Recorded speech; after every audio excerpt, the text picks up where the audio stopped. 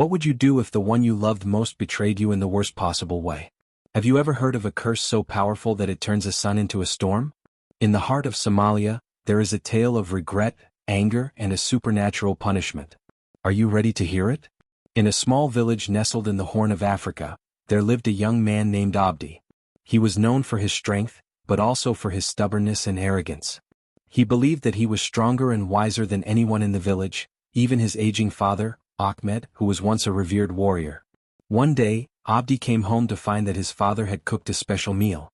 The old man had used the last of their millet to prepare a simple, humble dish. Abdi, however, was not pleased. He wanted meat, something extravagant, not the bland porridge his father had made. In his anger, he knocked the pot over, spilling the food on the floor. "Why did you waste the millet?" Abdi shouted. Ahmed, patient and wise, tried to calm his son.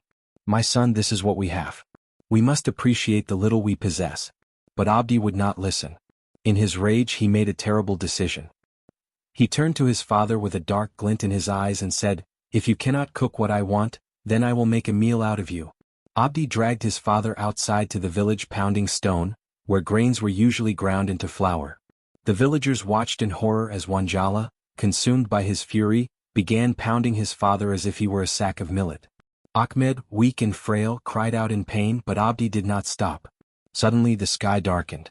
The earth beneath them trembled and a powerful storm gathered.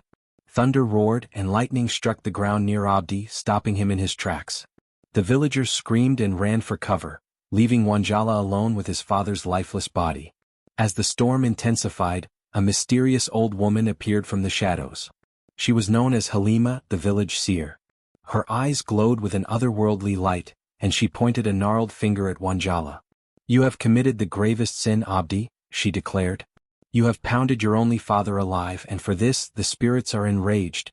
In an instant, Abdi was lifted off the ground by an unseen force. He was flung into the air and disappeared into the dark clouds above. The storm subsided, leaving the village in an eerie silence. The villagers gathered around Ahmed's lifeless body, weeping for the wise old man who had always been kind to them. But before they could bury him, a miraculous thing happened. Ahmed stirred, gasped for air, and rose to his feet. The villagers were stunned. The old man had come back to life.